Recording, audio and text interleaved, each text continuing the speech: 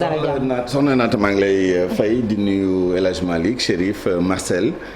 di nuyu suñu mbokk yi nekk ci régie bi di nuyu suñu mbokk téléspectateurs yi. Souleymane am na ñetti rapport yu présidente OFNAC jébbal keroog njiitu réew mi président Macky Sall mu ñu wane ci ay njuuj njaaj yu doy waar sax ak yorin wu bon mu mel ne am na sax ay njeexital yu mu am ci contribuable sénégalais bi loolu nga bëgg a taxaw tey. waaw lan mooy njeexitalu corruption. ak pratique yi ni mel. concussion prévarication ci koom-koom réew mi ak ci contribuable yi sachant que bu amee njeexital ci économie bi day am forcément njeexital ci contribuable yi notamment conséquences monétaires yi. parce que lépp lu war a jëm ci gafaga réew mi ci koom-koom bi trésor ak yi ni mel bu fa duggul day yokk pression bi nga xam ne moom la état bi di teg ci contribuable bi nag yaatu na mooy contribuable individuel yi ñu doon liggéeykat yi jaaykat yi ak yi ni mel ak contribuable entreprise yi ñi nga xam ne tamit dañu fay et cetera donc bu nekkee dafa am corruption xaalis boo xam ne dafa waroon dugg ci gafaga réew mi am ñu ko aakimoo dugal seen poche jënd ci ay kër jënd ci ay oto dugal ci ay compte bancaire fii ci Sénégal wala feneen bu boobaa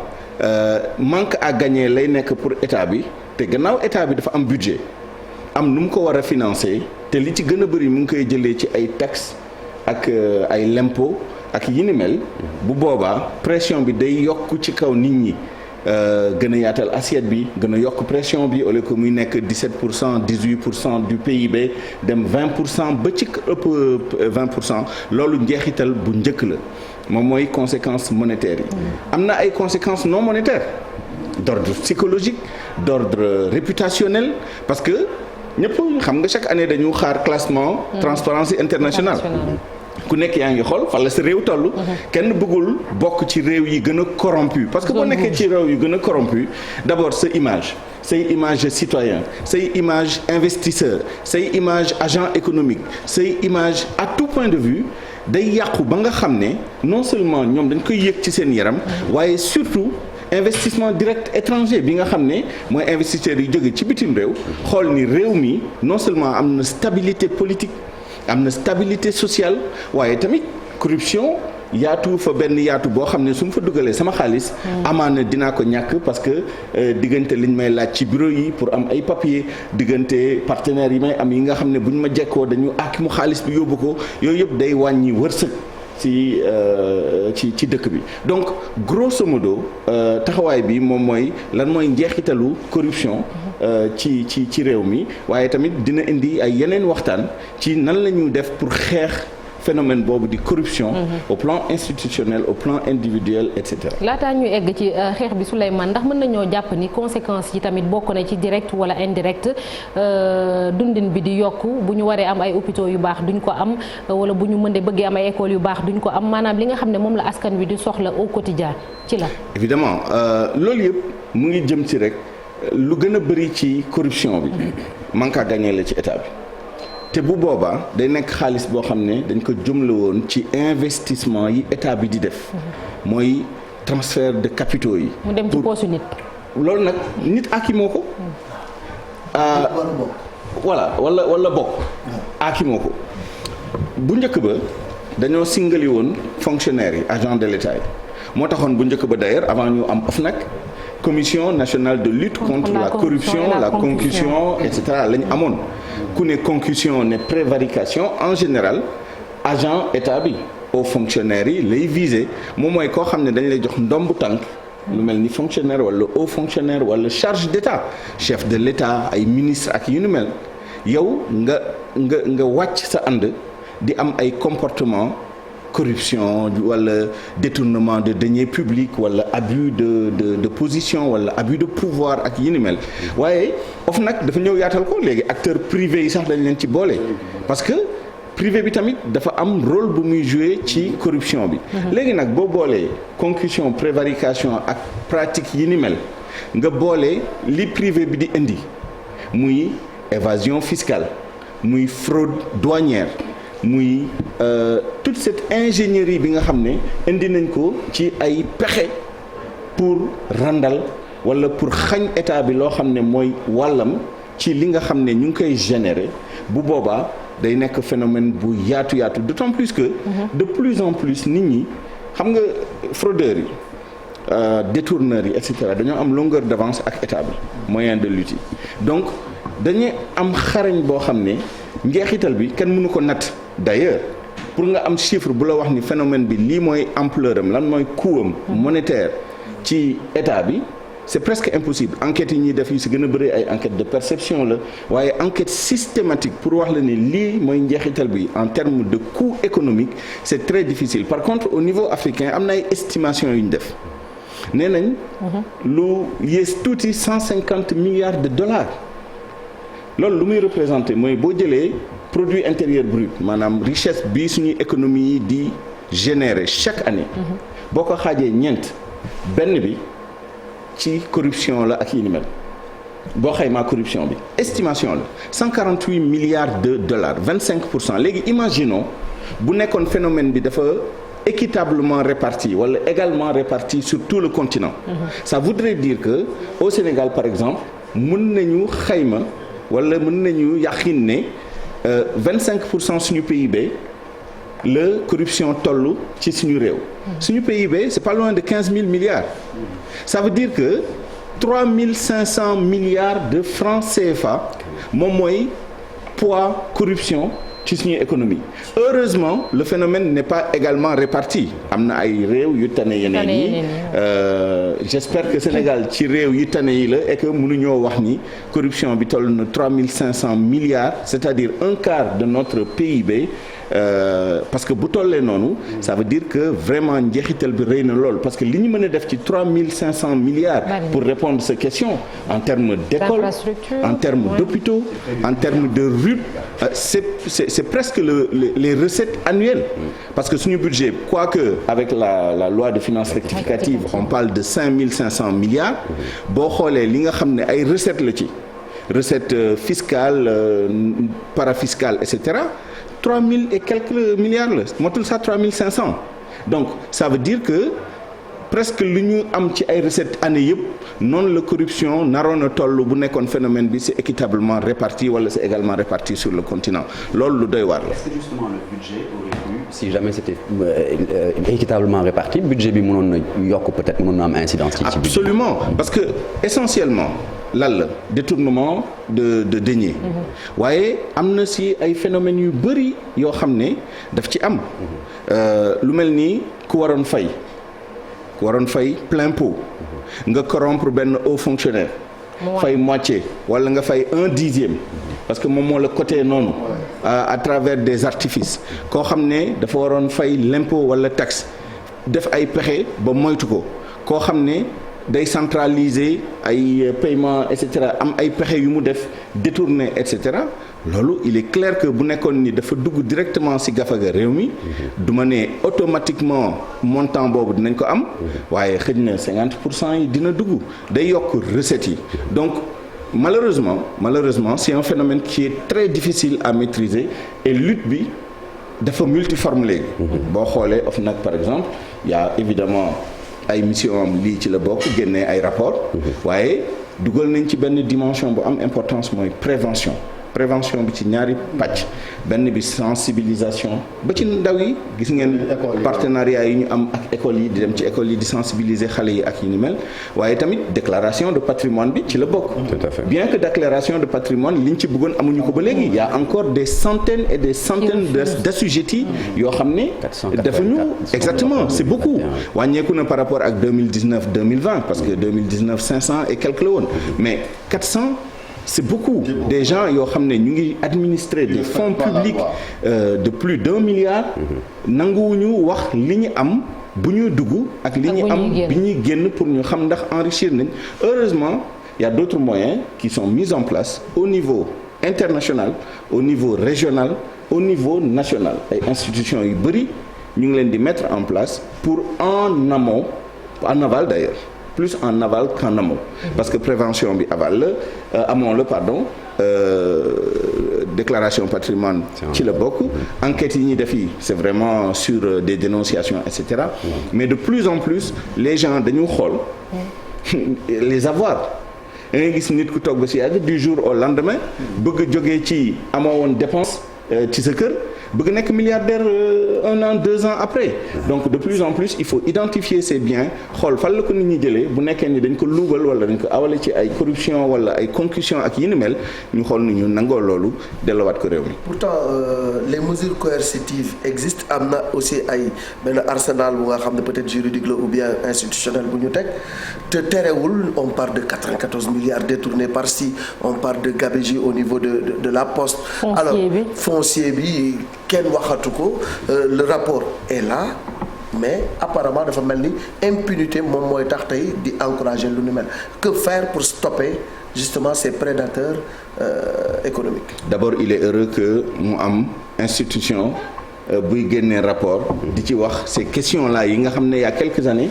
dañ ko doon laam-laame wala di ko wax ci médias yi te kenn du def dara. Donc c'est bien déjà que ce soit traité par l'OFNAC avec des recommandations très précises. En 2019 dañoo waxoon très clairement sur cette histoire de titre foncier 1451 R là que nañu arrêté lépp li ñuy def ba justice bi prononcé xëy na justice mën na yéex wala ak yi ni mel wala jël ay décisions yoo xam ne xëy na tout le monde ne sera pas d'accord mais c'est déjà heureux que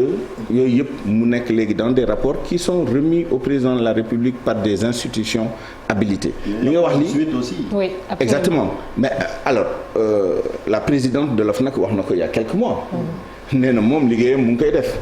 dossier yu muy traité yi ak les membres de l'OFNAC ñu ngi koy transmettre procureur. maintenant ñoom seen pouvoir ak prérogative dafa am fu mu yem. Alors ça nous ramène à tout cet arsenal, ce dispositif. C'est heureux aussi. bëri nañ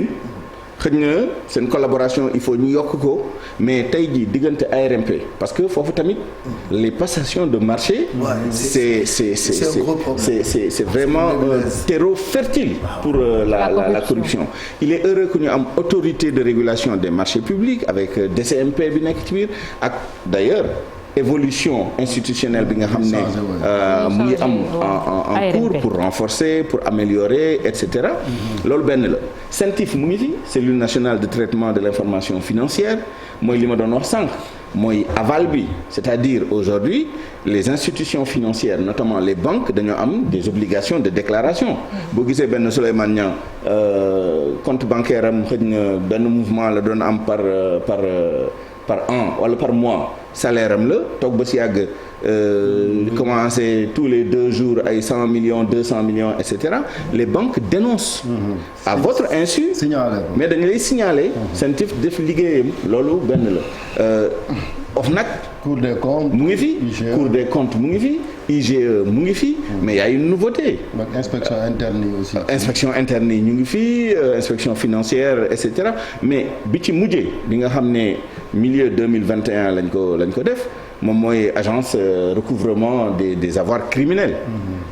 bi nga xam ne moom mooy aval bi ma doon wax sànq c'est une tendance dans le monde tey corruption ñëpp xam nañ ne pour nga anticiper ko c'est difficile parce que ñi di corrompre ak ñi ñu corrompre ñoom ñoo ëppi ay pexe dañuy def ay réseau gis nga ni ñuy def léegi affaire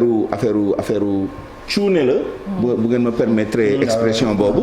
ñu jox la xaalis nii rek nga ne ko tungaañ loolu dañ lay jàpp da ngay dem kaso te di nga rembourser waaye indi nañ ingénierie boo xam ne pour nga remonter aux bénéficiaires wala aux différents bénéficiaires c'est extrêmement difficile ay techniques de blanchiment ay prête-nom et cetera donc il est important que institution yooyu yëpp def seen liggéey collaborer donc aujourd'hui la tendance dans le monde puisque xam nañ ni prévention c'est bon ay dénonciation c'est bon ay yooyu yëpp mais tey jii tendance bi moom mooy dem xool les avoirs criminels c'est la manière la plus efficace de traquer les biens mal acquis mooy lan. looy sàcc na ko delloo exactement c'est-à-dire sàcc bi c'est difficile. mal acquis Souleymane la clé est toujours là. Parmi les autres exactement. CREI benn nit a ko taxoon jóg pare nañu. mais ba léegi cour baa ngi fi. alors loolu yëpp nag la ñu war a rationaliser c'est-à-dire cours yi fi nekk yi les autorités indépendantes yi fi nekk yi les agences yi nga xam ne plus ou moins indépendantes yi fi nekk yi yooyu yëpp alors. Pourquoi ñu koy def c'est vrai il y a peut-être une volonté politique mën nañu lam-lamee est-ce qu'il y a une réelle volonté politique parce que aussi il faut pas oublier que les politiques aussi font partie ñi nga xam ne dañ leen singali ci phénomène bi donc est-ce que il y a une réelle volonté pour lutter contre le phénomène on peut se poser la question en revanche au niveau international am na pression bu mag boo xam ne suñu partenaires yi les institutions internationales boo jëlee par exemple am na benn initiative bu tudd Stolen Asset Recovery Initiative Banque mondiale ak ONUDC ñoom ñoo lëkkaloo indi ay moyens pour dimbali les pays notamment les pays en développement pour que ñu lutter contre le phénomène parce que phénomène bi xam nañ ni day empêcher développement suñu réew yi donc niveau international am na ay mécanismes am na ay pression ay enquêtes yu ñuy def ay singali ay réew ay conditionnalités yu ñu teg ay réew pour mën a jëflante ak yow pour nga assurer au moins lutte contre la corruption mu nekk ligne politique bu importante boo xam ne da nga koy adopté ba pare ñoom ñu lay surveiller donc am na une partie qui relève de la volonté politique am na beneen partie boo xam ne il faut le reconnaître c'est dans l'air du temps mën nañ ko tuddee pression comme mën nañ ko tuddee évolution tendance globale boo xam ne au niveau mondial au niveau africain Union africaine au niveau de la CEDEAO am na ay conventions contre la corruption am na ay textes yu ñu adopté ay mécanismes yu ñu mettre en place ak collaboration coopération bu am entre ces différents organes pour lutter pourquoi parce que ces crimes-là ces crimes économiques etc de plus en plus s'internationalise ça veut dire quoi ça veut dire que da ngay sàcc xaalis fii Sénégal yóbbu ko compte bancaire à l'étranger donc il faut mu am coopération pour que recouvrement de ces biens-là aussi ñu faciliter ko wala nga sàcc fi xaalis détourner fi xaalis jënd ko ay biens immobiliers dans certains pays wala nga def évasion fiscale yóbbu ko dans des paradis fiscaux yooyu yëpp il faut que mu am réglementation mu am une législation am des conventions internationales yoo xam ne day permettre ñu mën a identifier bien yooyu récupérer mais ñi nga xam ne ñoom ñoo war a réprimer Souleymane te nga xam ne ñoom ñoo nekk au cœur du système loolu tamit est-ce que dina yomb bu fekkente ni ñoom xeex bi sax xañ na ci seen catu làmmiñ rek la yem ndax le temps que ñuy wax rapport 2021 2019 ju jaaj ñu ci defoon le temps ñuy jàll ci beneen boobu dañ koy fàtte sax te kenn du ko lijjanti yeneen ñëw dollee ko ci mu am ay chevauchement te ci lu ci mel ni Théodore Obiang-Nguema gis nañ ni dañoo demoon kalaame ko ci réewum France ba ñu nangu yenn ci am-amam pourtant am na ñu nekk fii Sénégal dañ leen koy tuumal mais procédure yu mel noonu duñ ko gis te yaa ngi wax naan am na lëkkaloo ci différents services yi wala ay lëkkaloo daal yu nekk que ça soit ci sous-région bi d'où l'importance du rôle de la société civile. boo gisee par exemple. Transparency. exactement Sherpa et cetera li xewoon dans la traque aux biens mal acquis au niveau international. bëgguma citer ay dëkk mais. citer effectivement Guinée équatoriale. Gabon si la bokkoon ak yi ni mel. loolu y avait une ONG internationale Sherpa moom moo initié woon procédure yooyu. au Sénégal on a Transparency International le chapitre sénégalais de Transparency Forum Civil am na yeneen organisation yoo xam ne dañu lëkkaloo di liggéey ci loolu il faut dire maintenant bon soit dit en passant d'ailleurs la société civile dafa am représentation ci OFNAC fu mu nekk nii Babacar Ba du forum du justiciable moom moo fay représenter société civile donc bon malheureusement et ça aussi il faut se questionner sur les intentions parce que yow boo nekkee membre forum OFNAC da ngay prêter serment et dans la prestation de serment l'élément majeur c'est de respecter la confidentialité et le secret professionnel d'ailleurs bu ñu leen di yedd ci cérémonie de prestation bi ci loolu la ñu gën a mettre accent léegi nag bu nekkee nii ñi nga xam ne ñoom ñoo am vocation à peut-être voilà, promouvoir la lutte contre la corruption, dénoncer les faits de corruption, porter le combat. bu ñu demee nga tënk leen ci secret professionnel ak confidentialité am na foo leen di gàllankoor tuuti heureusement ñoom ñëpp bokk ñu ci. donc bu amee kenn koo xam ne mu ngi ci biir est tenu par le secret professionnel, notamment les délibérations, les résultats, etc. de leur travail, am na ñeneen ñoo xam ne ñu ngi ci biti. En l'occurrence Transparency International, le Forum civil qui est le chapitre sénégalais de Transparency, mën nañu liggéey ci loolu waaye il faut reconnaître aussi que la lutte contre la corruption prégnance bu mu amoon bi fës bu mu amoon bi amoon na ay jamono xaw na wàññeeku tuuti te j'ai le pressentiment que au-delà de la société civile sauf à inclure les médias dans la société civile mais j'exclus les médias de la société civile rôle médias yi aussi c'est important dénoncer les faits de corruption rendre compte du travail des institutions évidemment institutions yi ñoom ñëpp amuñu fës bi nga xam ne boo jëlee CENTIF par exemple CENTIF moom mënoo fexe ba xam presque li ñu def et c'est normal parce que seen liggéey moo ni demee waaye lu mel ni OFNAC avec les rapports mais entre deux rapports ni nga ko waxee sànq entre deux rapports il y a un travail important à faire de sensibilisation d'information et de communication notamment à travers les médias pour que nit ñi bàyyi xel ci ni corruption d'abord day lor dëkk day lor askan c'est un manque à gagner il y a des coûts d'opportunité aussi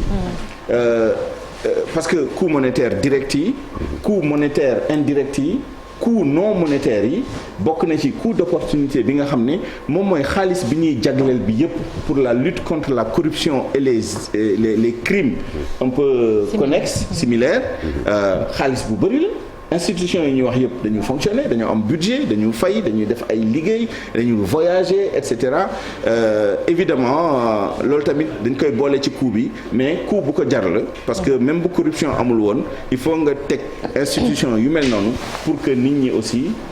ragal def li ni mel waaye bu amul woon du baax ci dëkk bi donc vraiment phénomène bu dangereux la pour l'économie pour l'image du pays et que c'est très bien que mu amee institution du doy yoo xam ne dañu continuer mën nañ citer à l'infini GIABA tam si la bokk groupe intergouvernemental de lutte contre le blanchiment d'argent yooyu yëpp c'est important ñu mettre ko en place mais il faut ñu def seen liggéey normalement mais surtout il faut ñu arrêter impunité quand on identifie des faits avérés traités par la justice mu am ay verdict il faut que ñu sanctionner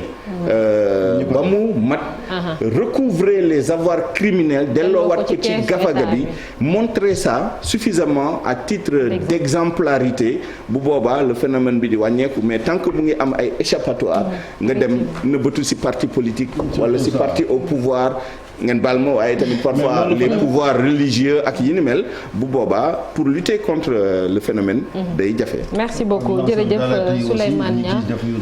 les lanceurs d'alerte. C'est ça, il y a des lois à prendre pour les protéger davantage mais tant qu'ils sont pas protégés au niveau africain il y a un effort mais au niveau national il faut vraiment les protéger davantage bañ leen bunduxatal di leen xuuxal di leen xëbal ba nga xam ne dañu ragal a dénoncer les faits de corruption effective. Merci beaucoup merci Souleymane ci jàngat bi mu ñeel rapport OFNAC yi léegi dañuy jàll ci suñu gan egsi na